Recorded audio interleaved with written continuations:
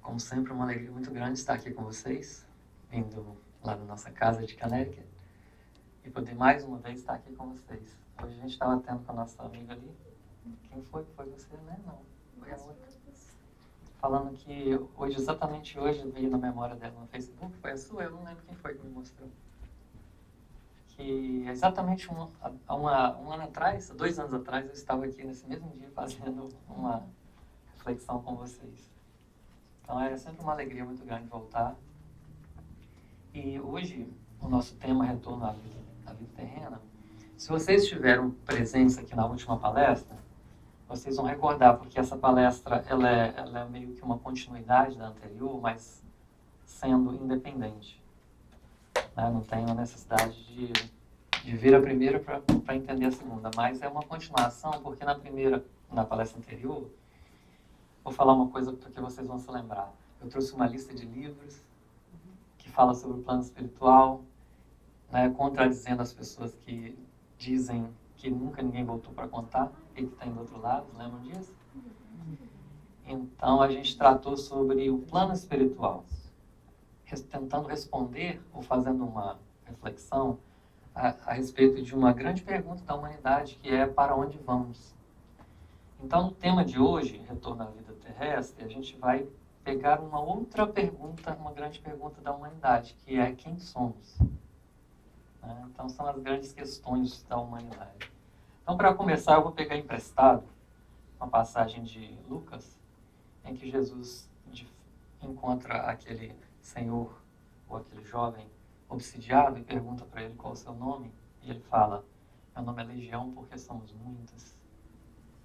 Então eu digo pegar emprestado porque o tema não tem a ver com o que aconteceu ali naquele momento de Jesus interagindo com aquele obsidiado, mas para dizer para a gente que a resposta seria a mesma nossa quando pergunta: quem somos nós?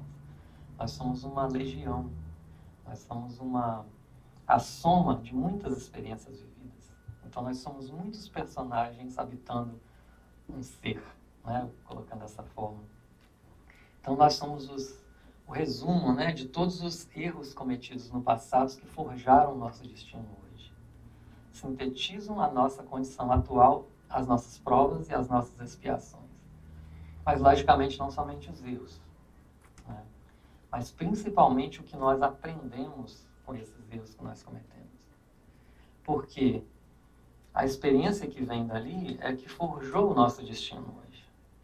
Imaginem que hoje a gente está aqui, mas se a gente tivesse insistido em alguns erros que a gente cometeu, provavelmente a nossa situação seria bem diferente hoje. Então, a experiência adquirida desses erros, muito naturais no período de infância do espírito, né? O espírito ainda na fase infantil, é muito natural que ele cometa erros, como as nossas crianças caem e se levantam o tempo todo. Então é natural que a gente cometa esses erros. E a somatória, a sintetização da experiência que nós adquirimos desses erros representa exatamente o que a gente é hoje.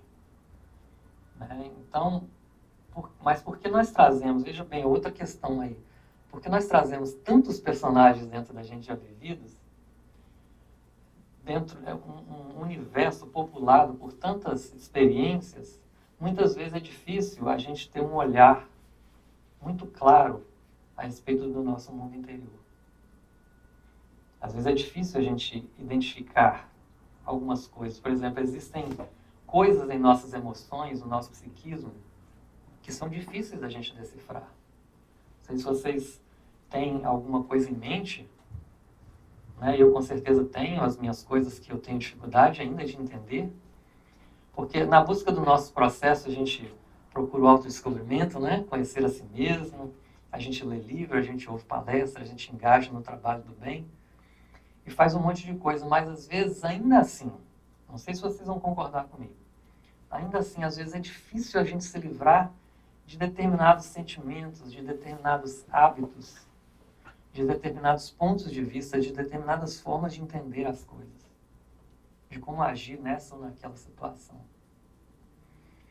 E às vezes o problema é tão profundo, né? Isso aí vai depender da pessoa, mas às vezes o problema é tão profundo que é preciso que ele se manifeste na gente de formas diferentes para que a gente possa enxergá-los.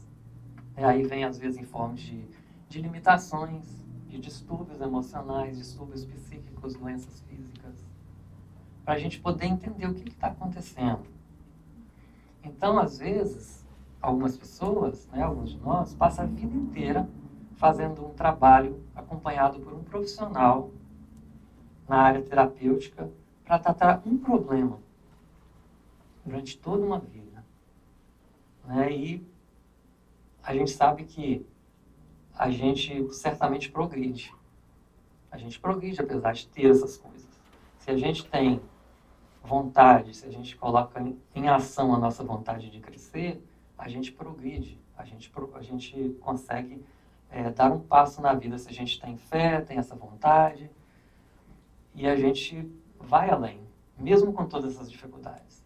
Porém, existe muita gente no planeta que passa várias encarnações sem nenhum ímpeto de progresso, sem nenhuma vontade de caminhar na direção do progresso. Indiferentes às questões do espírito, sem conseguir em nenhuma encarnação um progresso satisfatório, pelo menos satisfatório, que justificasse aquela encarnação. Alheios ao progresso.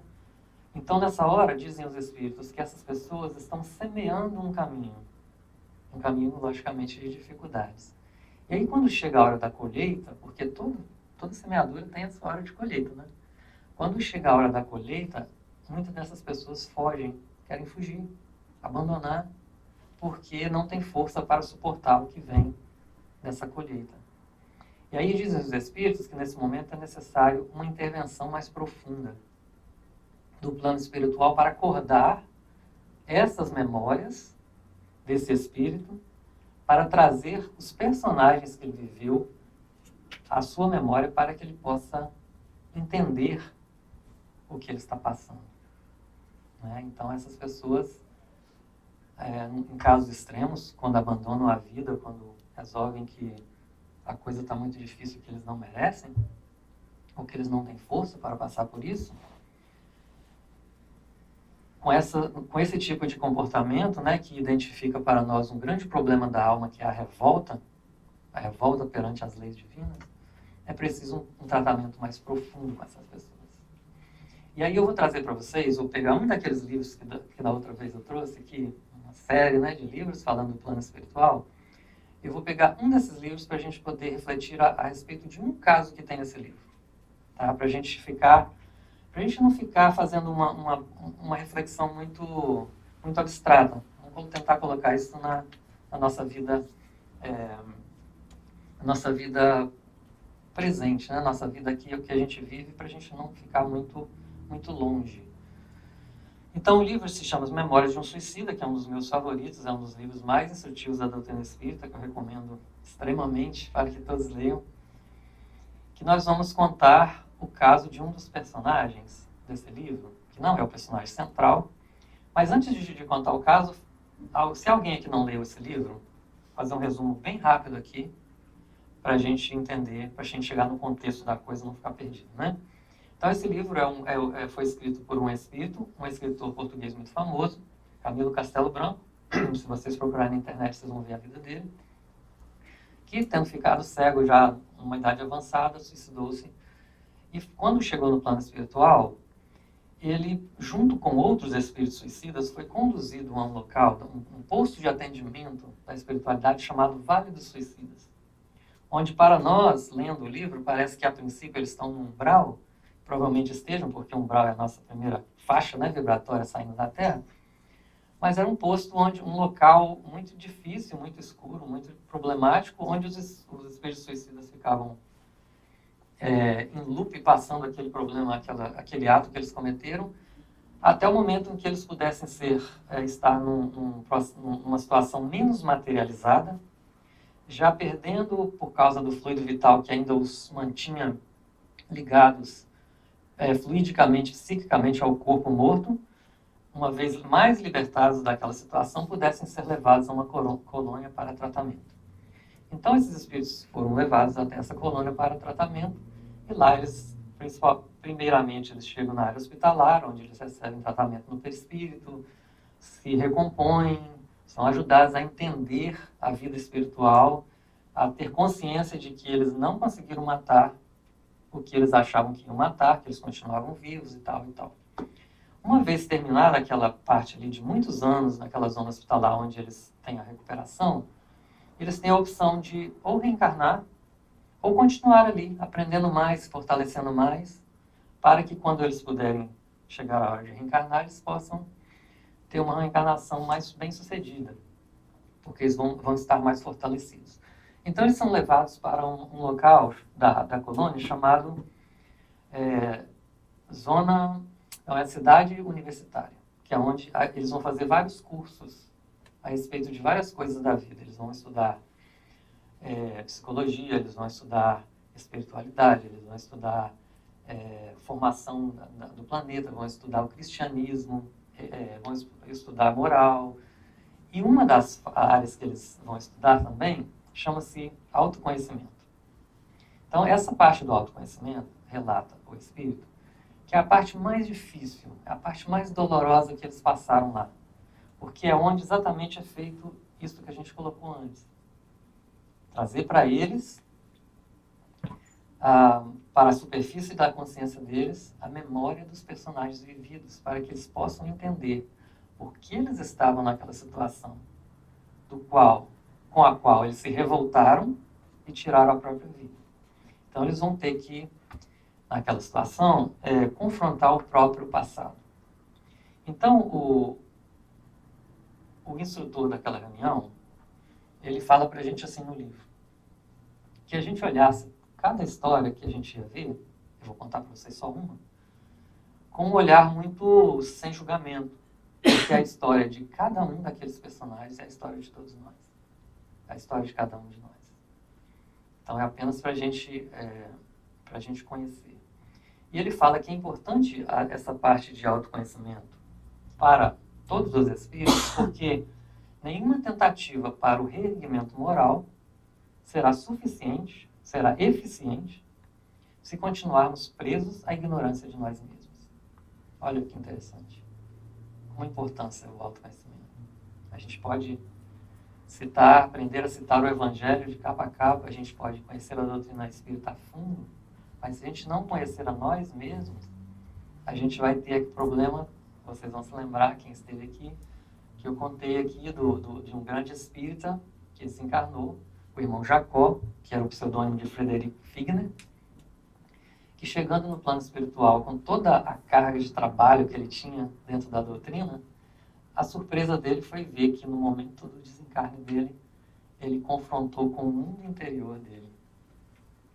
E foi uma decepção muito grande, porque ele esperava que ele estivesse numa situação muito melhor, e ele pôde perceber o quanto lhe faltava para estar naquela situação em que ele imaginava que ele ia estar. Mas é como eu coloquei naquela época e coloco de novo aqui para vocês. É a experiência de uma pessoa.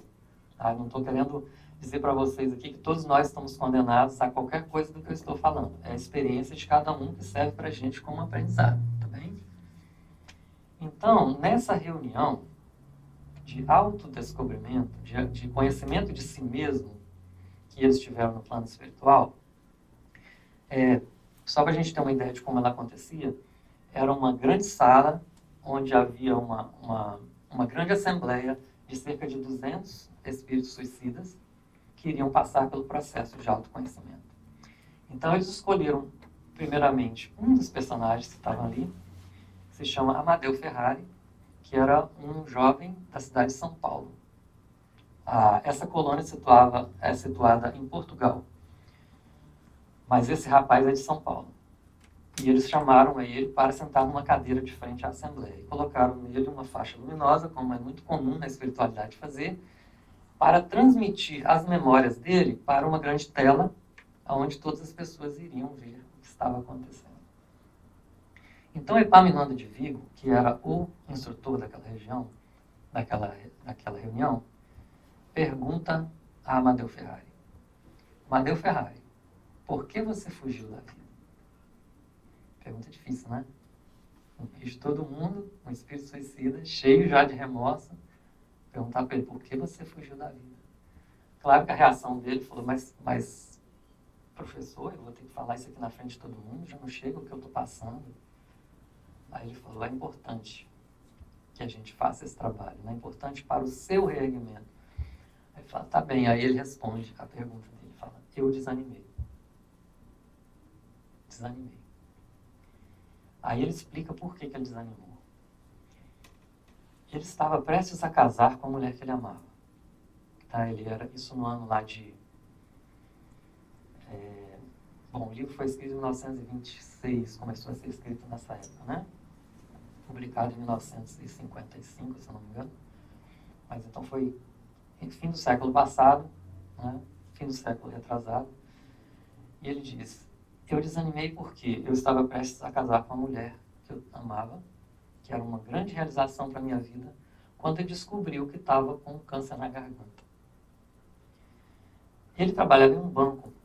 Então, para não perder tudo que já estava planejado na vida dele, ele deu um rombo no banco para financiar o tratamento de saúde dele. Mas imagine, no final do século XIX, a ciência com relação ao câncer era quase zero. Então, todo o dinheiro que ele roubou parece não ter sido suficiente para ajudá-lo, porque ele estava caminhando para a morte. Então, agora ele tinha 4 problemas. Antes ele tinha 2, agora ele tem 4.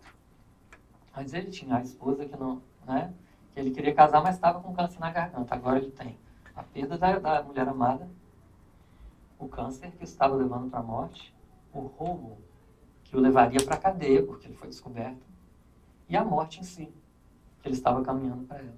Então ele diz: eu, diante de tudo isso, eu decidi acabar com tudo e abandonar a vida. Parece bem aceitável, né?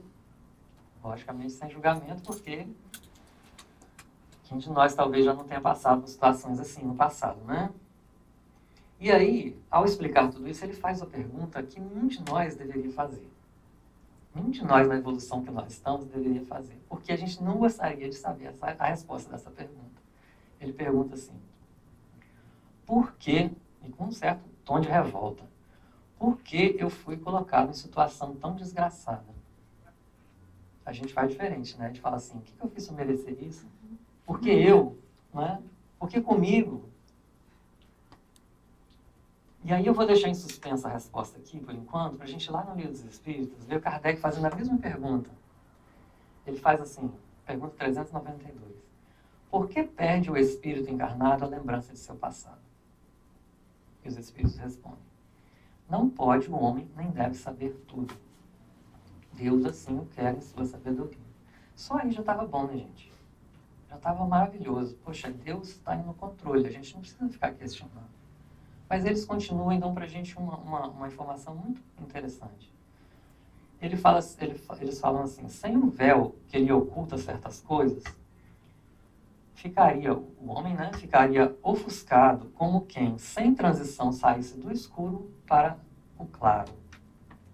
Né? Então a gente precisa desse véuzinho escondendo essa parte escura aqui para a gente chegar no claro, né? E aí ele coloca uma frase que é fundamental. Ele fala assim: esquecido de seu passado, o homem é mais senhor de si. Isso para a gente é tudo. Porque, poxa, imagina você estar na sua família, você lembrar o que aconteceu entre você e seu esposo na outra encarnação. Por que você está cuidando daquele filho problemático?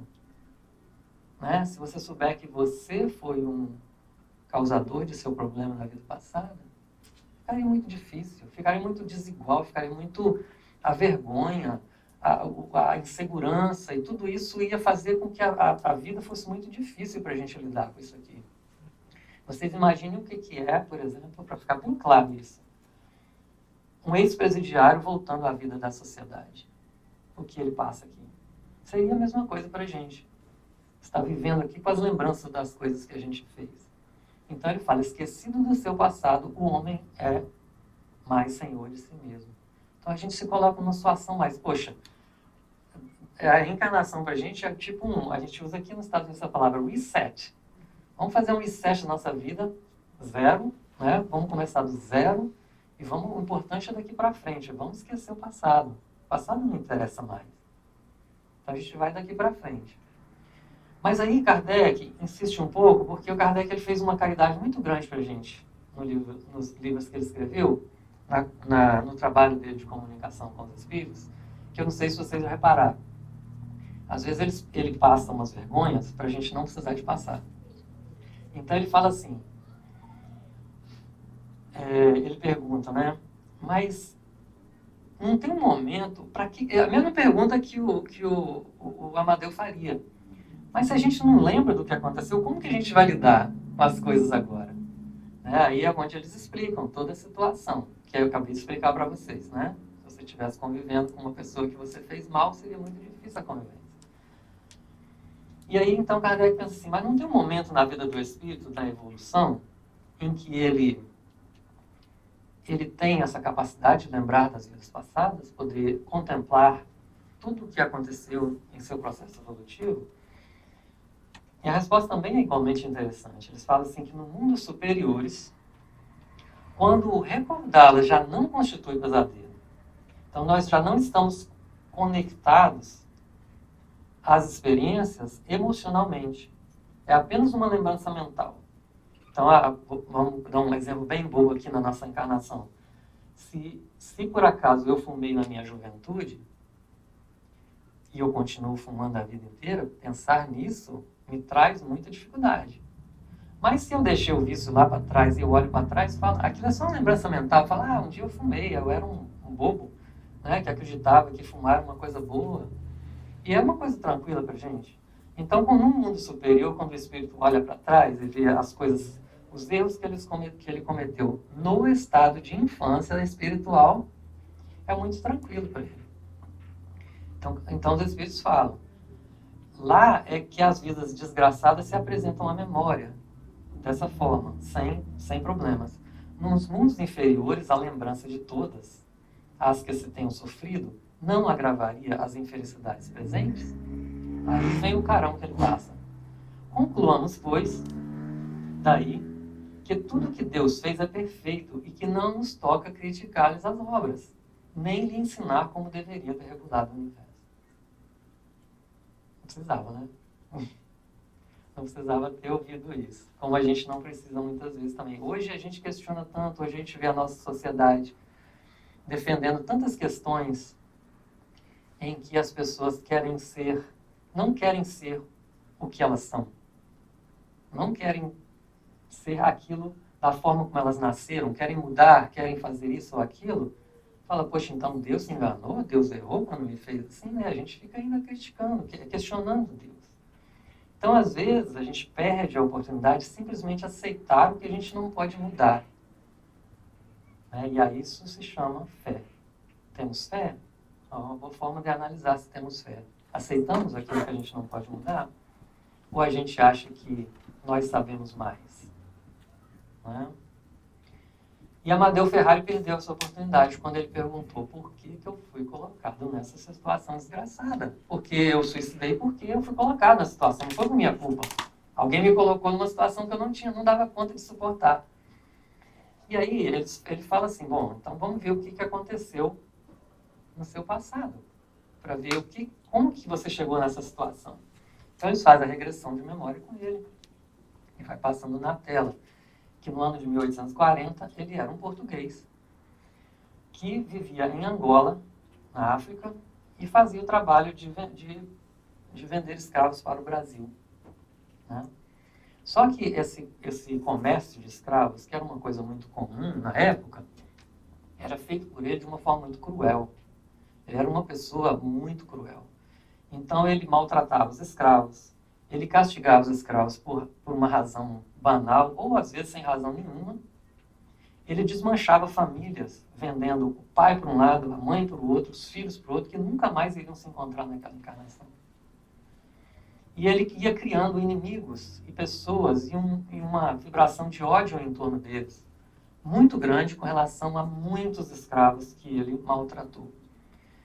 Um ponto fundamental, porém, na vida dele foi que um dia ele violentou sexualmente uma escrava que tinha acabado de sair da infância. O pai dessa escrava, dessa menina, tendo o cadáver da menina em suas mãos, que suicidou-se em função da vergonha de ter passado por aquilo, num momento de desespero em que qualquer um de nós faria a mesma coisa, bradou acusando Amadeus Ferrari daquele crime que ele seria o responsável por ele. Então a reação de Amadeu Ferrari, como vocês já podem imaginar, foi a pior possível. Ele mandou que os capatazes pegassem aquele escravo e queimassem a língua dele com ferro em brasa. Então veja bem a semeadura que ele estava fazendo nessa encarnação.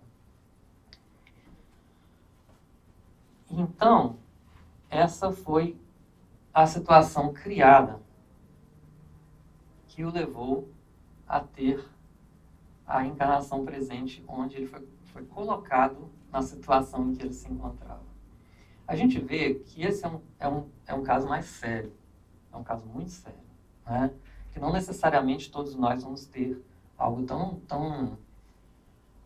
tão profundo em termos de maldade em nossa vida no passado, não necessariamente. Mas a gente está trazendo esse caso para dizer que um caso como esse requer um tratamento mais profundo. Mas, invariavelmente, nesses casos, como em casos mais simples, quando o espírito desperta, finalmente, para o que poderia ter sido a sua vida, o que ele poderia ter feito aqui na Terra durante o tempo que ele esteve aqui, ou o que ele poderia ter deixado de fazer, né, tanto um lado quanto o outro, poderia ter feito, o que poderia deixar de fazer, lá no plano espiritual ele desperta finalmente para isso. A vontade que normalmente o invade com uma força muito grande é de voltar, reencarnar, para compensar e corrigir tudo aquilo que ele fez. A gente está falando do despertamento espiritual, tá? A vontade de reencarnar é muito grande e refazer tudo aquilo que ele fez de errado. Só que existe uma situação aí. Tem um caso do Chico Xavier que um senhor conta, que ele diz assim, que um dia ele chegou para o Chico Xavier, ele convivia com o Chico, então um dia ele chegou para o Chico e falou assim, Chico, aquela passagem de Jesus, buscai o reino de Deus e a sua justiça, por que Jesus falou a justiça e não a misericórdia, se Deus é todo amor e bondade? Por que não seria buscar em primeiro lugar o reino de Deus e sua misericórdia? Aí o Chico falou para ele assim, é porque, meu irmão, a justiça vem antes da misericórdia. Aí ele falou assim, mas Chico, explica aí, né? Ajuda aí, explica esse negócio aí, porque é difícil de entender. Aí ele falou assim, olha, veja bem a situação. O espírito comete tudo o que ele quer cometer aqui na Terra, vive a vida como ele quer, volta ao plano espiritual. E quando ele desencarna, ele sente muita vergonha do que ele está passando, do que ele fez. Só que ele é tão bem tratado no plano espiritual que quanto mais ele é bem tratado, maior aquela vergonha aumenta. Então ele quer voltar a reencarnar, porque sem justiça não teremos paz. Isso é o Chico. Porque ninguém fica em paz tendo contas a pagar. Por isso a justiça vem antes da misericórdia. Então o que nós estamos vendo aqui nessa fala do Chico? A gente vai vendo que um processo que envolve o espírito no momento do desencarne, muitas vezes, quando ele chega no plano espiritual, e não dá conta de processar tudo aquilo que ele fez aqui na Terra de errado, ele começa a entrar num processo de autopunição. De autopunição. Então fala, quem que pune? Quem nos julga do outro lado da vida? A gente está cansado de ouvir que é a nossa consciência, né? Então o espírito que não dá conta de processar o que ele fez, ele começa a entrar num processo de autopunição. Vocês vejam no caso do Amadeu Ferrari, por exemplo. Quando ele acorda, quando ele sai do transe da regressão de memória que ele tinha feito, o que ele viu? O final da regressão de memória. Que quando ele desencarnou, ele teve uma vida maravilhosa, enriqueceu como ele queria ter enriquecido, voltou para a Europa, era bem querido na sociedade, teve um enterro cheio de pompas, tudo que o dinheiro consegue comprar. Só que quando ele desencarna, ele automaticamente se vê no sertão africano, perdido, e sendo atacado pelaquela turba de espíritos aos quais ele maltratou e que agora queriam se vingar dele. Então, depois de muito sofrer naquela região, ele é resgatado de uma maneira muito surpreendente, obrigado, pelo espírito que ele tinha maltratado, o pai da menina, que chegou e levou ele para uma colônia de refazimento. Pois bem, a regressão termina, tá certo? A regressão termina, então ele volta morto de remorso, morto de vergonha de tudo que ele fez. E de repente, ele vê uma porta lateral abrindo e através daquela porta entra o escravo que o socorreu.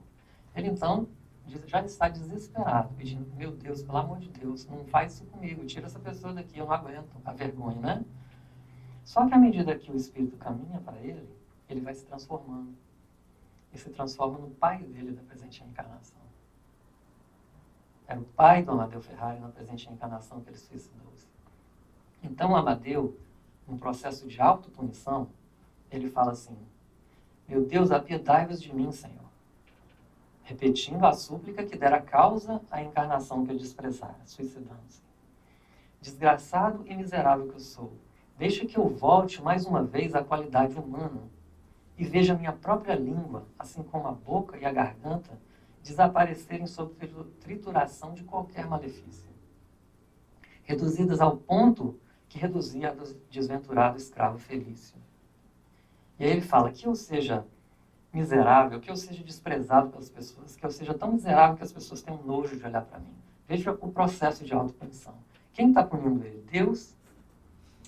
Não é? A gente começa a entender como é que Deus funciona. Não é? Processo de autopunição. E aí o mentor da reunião vira para ele e fala: infelizmente, você vai ter que realmente repetir a lição. Só que agora com um agravante, que é o suicídio. Né? Porque existe, além da misericórdia divina, que nos dá novas oportunidades infinitamente, existe uma outra parte que nós temos que levar em consideração, que chama-se lei de causa e efeito. E a lei de causa e efeito é inexorável. Não é? Junto a ela, se não fosse a misericórdia divina, a gente estava perdido. Mas a lei em si é inexorável. Um exemplo bobo que a gente pode dar é que se a gente subir num prédio de 12 andares e pular de lá, por maior seja o nosso merecimento, por maior seja a misericórdia divina, a gente vai se espatifar no chão. É uma lei, gravidade, é uma lei que ocorre, que é presente, está em atividade nesse mundo onde a gente vive material. Não tem como desafiar a lei da gravidade dessa forma. A gente desafia de outras formas, né? Mas não pulando de um prédio de 12 andares.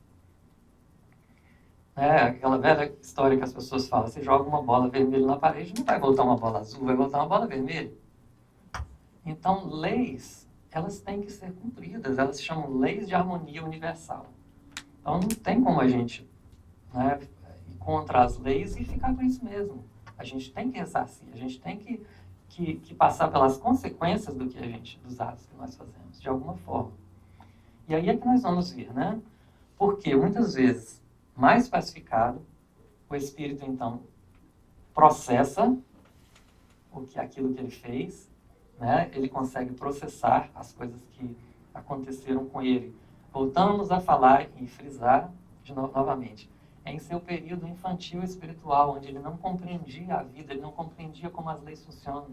Eles não conheciam Deus e cometem atrocidades.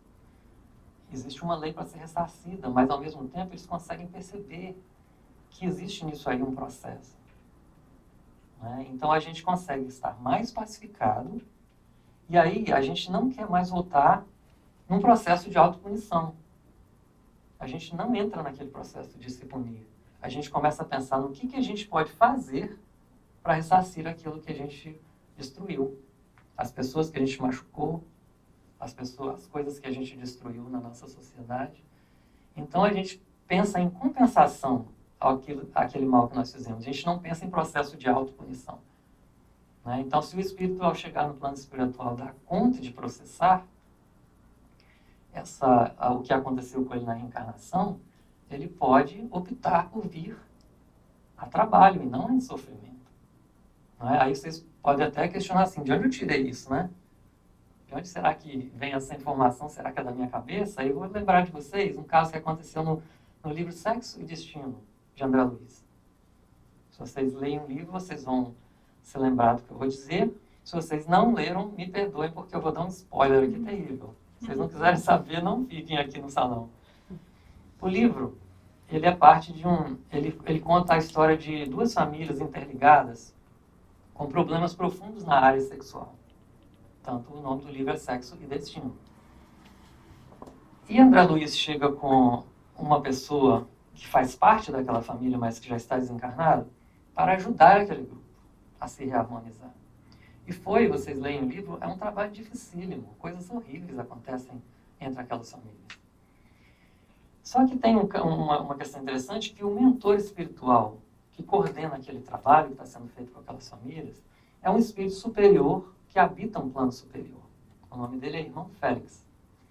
Tá certo? E aí a gente vai vendo tudo que vai acontecendo durante o livro, aí quando chega no final do livro, agora vem o spoiler, o Irmão Félix conta para André Luiz e a equipe toda que ele é o causador de toda aquela dificuldade que aquela família estava passando no momento. Que por um ato dele no passado, numa vida passada, ele desvirtuou os membros daquela família que acabaram entrando nessa situação que eles se encontravam hoje. Então isso exemplifica bem o que eu acabei de falar. Um espírito que ainda tem os seus processos, ainda tem as suas dívidas, ainda tem os seus erros, os seus enganos na sua época infantil. E que decidiu, né, e que deu conta de processar isso e começou a trabalhar em função do reequilíbrio daquilo que ele desarmonizou. E olha o que ele fala interessante no final do livro. Ele fala assim: corajoso, Félix continua elucidando que a misericórdia divina, à medida que o espírito se esclarece, tá vendo? Saindo da infância, entrega ao tribunal da consciência o dever de se corrigir e de se harmonizar com as leis do eterno equilíbrio, sem necessidade do apelo às disposições compulsórias. Olha que interessante, gente. Que mensagem que está aí. Que consolo e que encorajamento dá para a gente.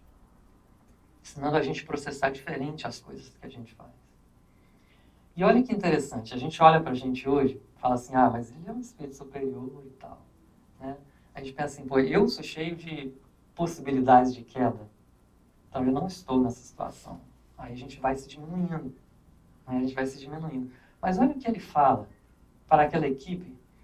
Ele fala assim, se o Senhor lhe facultasse o favor que impetrava de reencarnar naquela família para ajudá-la, que o auxiliássemos a ser fiel nos compromissos desde o raciocínio infantil, que o amparássemos nos dias das tentações e fraquezas, que ele perdoássemos a rebeldia e as faltas. Olha o Espírito falando, o Espírito Superior falando.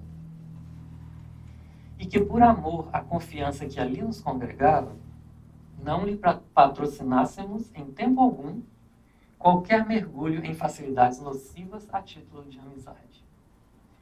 Percebemos, gente? A gente sempre faz uma separação assim, né? Os espíritos estão lá, os espíritos estão aqui, esse é inferior, esse é superior, nós somos inferiores, eles são...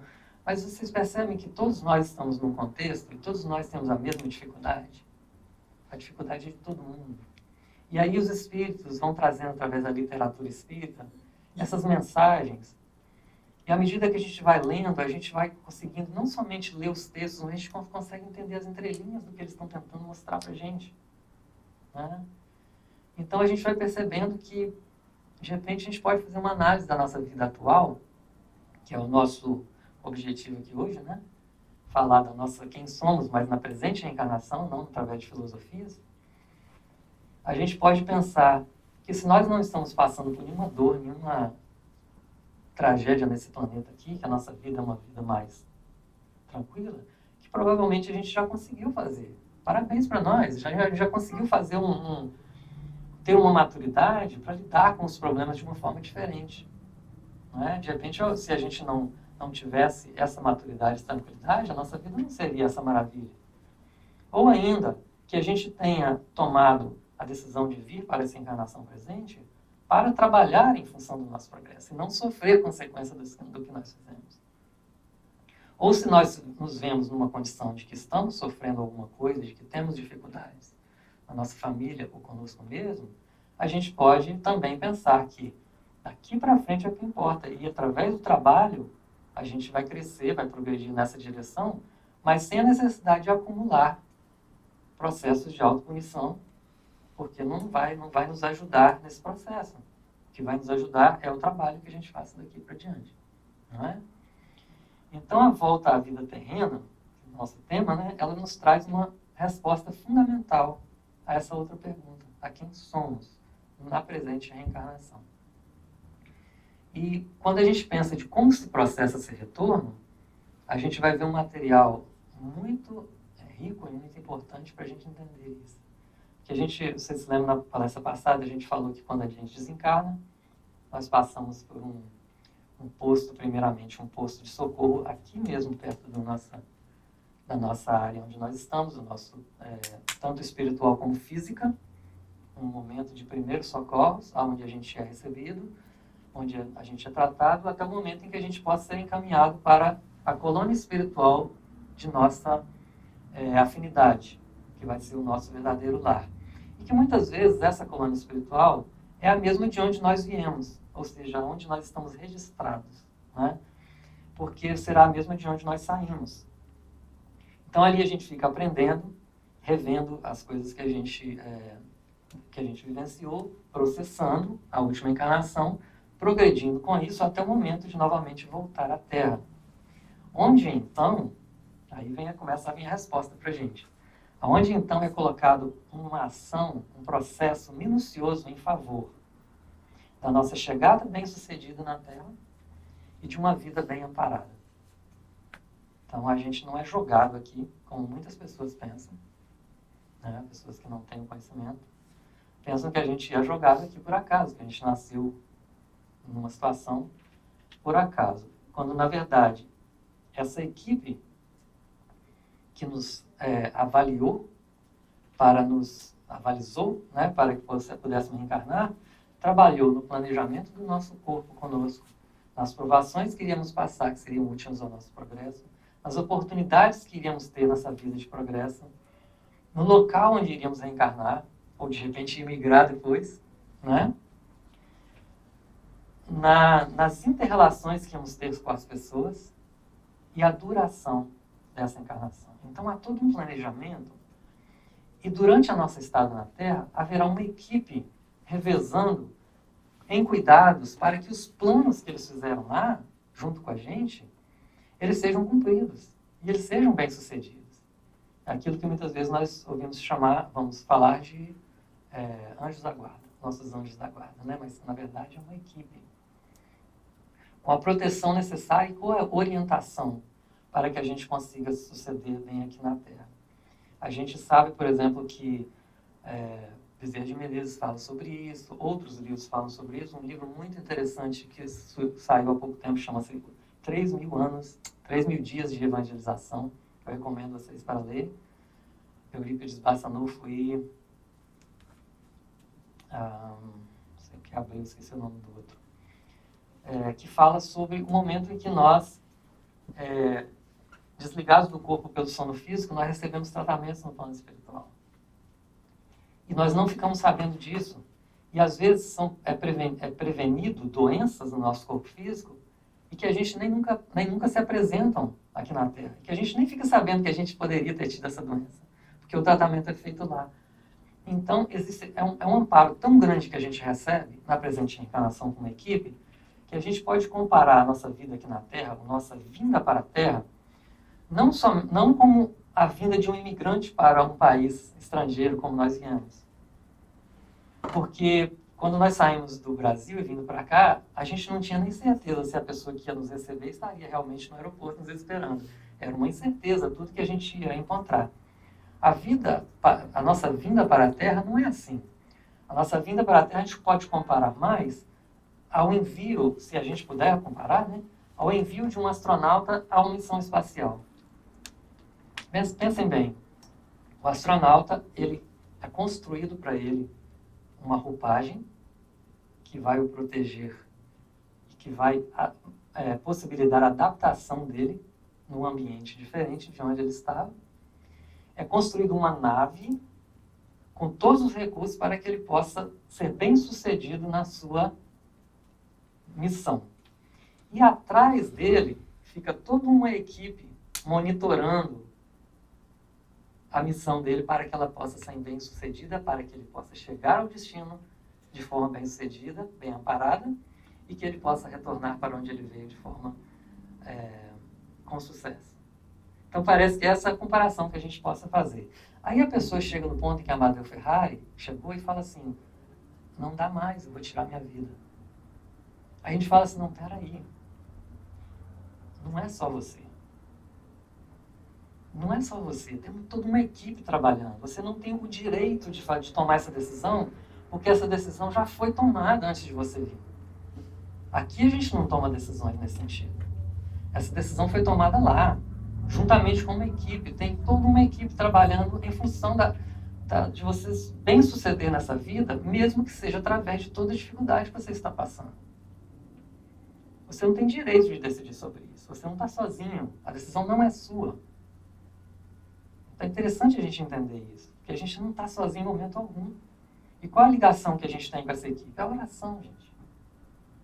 Se a gente experimenta, vocês certamente sabem disso, porque vocês estão ouvindo isso aqui todo dia e já experienciam esse trabalho aqui na Casa Espírita, mas só relembrando que basta que a gente se conecte através da oração com esses amigos espirituais, a gente começa a ver claramente eles agindo na vida da gente.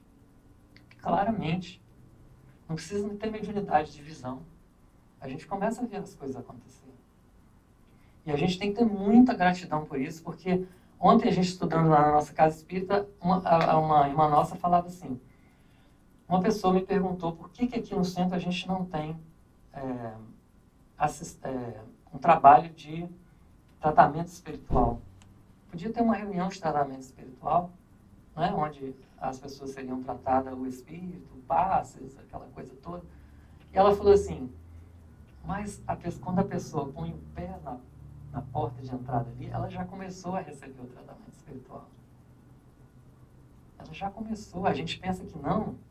Na hora que a gente senta nessa cadeira e a gente está ouvindo aqui o palestrante falando, os espíritos estão trabalhando na gente e escutando, são equipes. Tá? A próxima palestra que eu vou trazer para vocês aqui é sobre o Centro Espírita. O André depois vai marcar e a gente vai falar sobre isso.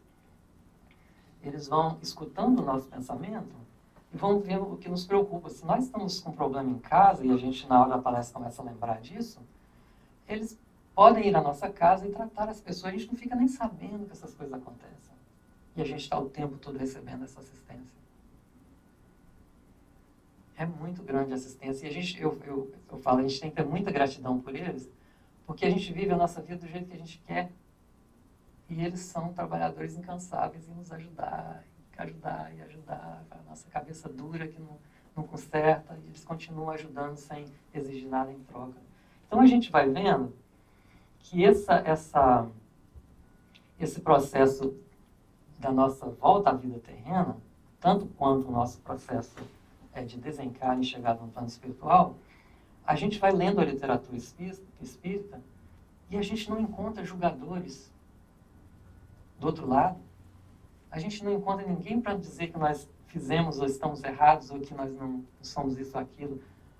Fora nós mesmos, que entramos muitas vezes nesse processo de autopunição, o que nós encontramos do outro lado é misericórdia, é carinho, é amparo, é não julgamento. Sabe? O tempo todo. Em cada livro que a gente lê. Em cada livro que a gente lê. Para a gente ter uma ideia, no Memória do Suicida, a colônia onde eles tratam dos suicidas, lá em Portugal, vocês sabem que para a maioria das religiões normais, as religiões tradicionais, obrigado. Vai ter uma equipe aqui me ajudando, tá vendo? A gente nunca está sozinho. As religiões tradicionais, elas desprezam o suicida.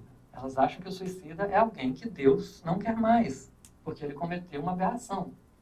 E, no entanto, quando a gente vai lendo o livro, eles vão descrevendo a ficha de experiência de cada um daqueles mentores que estão lá ajudando suicidas, que são espíritos extremamente evoluídos. São espíritos que conviveram com Jesus, que trabalharam depois de Jesus divulgando o Evangelho, que estiveram na Terra em missões para a humanidade.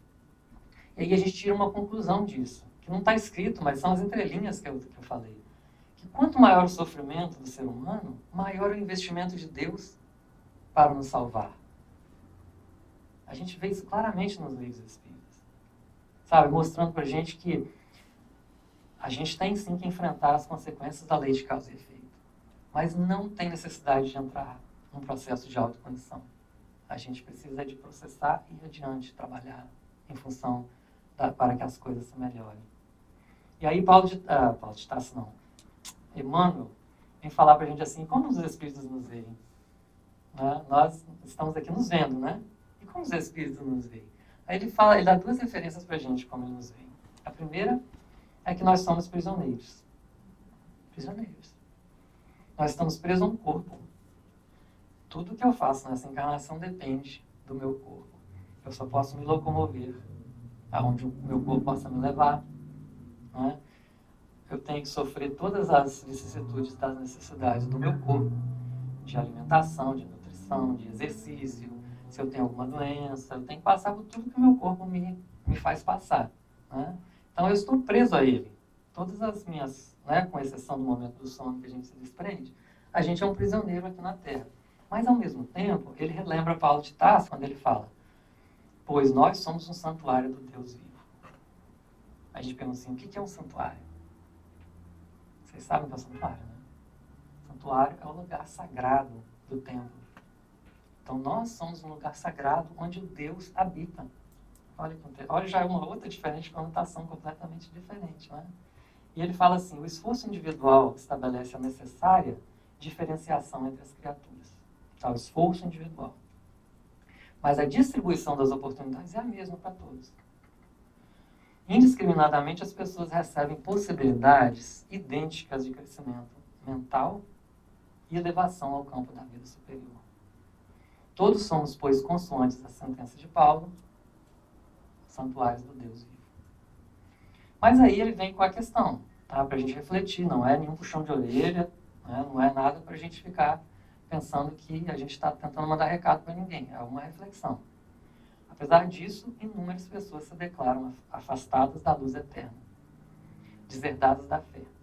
No caso do Amadeu Ferrari, por exemplo, que, conforme o mentor dele, é a história de todos nós.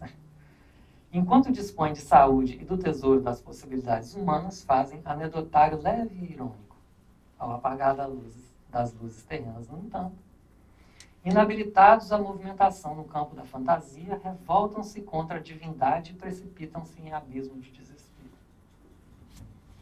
Isso tem tudo a ver com a história que contamos, né? São companheiros invigilantes que ocuparam o santuário do espírito com material inadequado. Que material inadequado é esse? Que daria para a gente refletir mais uma palestra, né? Mas vamos só guardar para a gente pensar. Absorvidos pelas preocupações imediatistas da esfera inferior, onde vivemos, transformaram esperanças em ambições criminosas, expressões de confiança, lembra-se da equipe que trabalha conosco, em fanatismo cego, aspirações do alto em que nós viemos aqui, cheio delas, em interesses das zonas mais baixas. Debalde se faz ouvir a palavra delicada e pura do Senhor no santuário interno, quando a criatura obcecada pelas ilusões do plano físico perde a faculdade de escutar. A gente põe a barreira, né? Entre os seus ouvidos e a sublime advertência, ergue-se uma fronteira espessa de quê? Egoísmo e viciosa aflição. Ou a gente está pensando só na gente mesmo e não quer saber de mais nada, ou a gente está aflito com as coisas que estão acontecendo com a gente. E pouco a pouco, o Filho de Deus encarnado na Terra, que trouxe toda aquele programa feito com aquela equipe maravilhosa que está processando, que está o amparando na sua encarnação na Terra, ricos de ideais humanos e realizações transitórias, passa à condição de mendigo de luz e paz na velhice e na morte. O Senhor continua ensinando e amando, orientando e dirigindo. Mas porque a surdez prossegue sempre, chegam a seu tempo as bombas renovadoras do sofrimento, convidando a mente desviada e obscura à descoberta dos valores que lhes são próprios, reintegrando-a no santuário de si mesma para o reencontro sublime com a espiritualidade, com a divindade. Então eu vou deixar para vocês essa reflexão e, como uma última mensagem, uma palavra de Divaldo Franco, quando ele fala assim: todos nós, quando reencarnamos na Terra, no momento de reencarnar, ouvimos uma última voz, que é a última mensagem que nos chega do além. Tu nascestes com o objetivo de servir. Não te canses de servir. Não importa se és o mensageiro da plenitude ou se és o gari que limpa as ruas por onde os pés passarão. O importante é que sirvas. Porque quem não vive para servir ainda não aprendeu a viver. Então, gente, muita reflexão para a gente. Continuamos estudando e aprendendo, sair ouvindo da espiritualidade, essas mensagens maravilhosas que vem trazendo para a gente o suporte. Porque esse mundo aqui, como antigamente, né, quando a gente veio para a América, primeiramente, a gente ouvia as pessoas dizerem: esse mundo é o mundo onde o homem chora, o filho chora e a mãe não escuta. Ou seja, é um mundo difícil, um mundo de muitas tribulações. Ontem mesmo começou uma guerra nova, né? Muito difícil, mas a gente não está aqui sozinho. A gente não está aqui à reveria. A gente tem uma equipe trabalhando com a gente, apostando na nossa presente encarnação e esperando que a gente faça a nossa parte para o sucesso da nossa presente encarnação. Então, vamos continuar caminhando e vindo às reuniões para estudar, porque é isso que mantém acesa dentro dessa cabeça dura que a gente tem. Aí eu estou falando por mim, esses objetivos que a gente tem na vida. Tá bem? Então, que Deus nos abençoe, que Jesus continue nos abençoando. Você pode repetir a reflexão para a gente? Do Divaldo? É, Felipe, por favor. Todos nós, quando reencarnamos, ouvimos uma voz que é a última mensagem que nos chega do além. Tu renasceste com o objetivo, servir. Não te canses de servir. Não importa se és o gari, ou o mensageiro da plenitude, ou se és o gari, que limpa as ruas por onde seus pés passarão. O importante é que sirvas. Quem não vive para servir, não aprendeu ainda a viver. Em nome de Jesus, abençoe. Muito obrigado a vocês.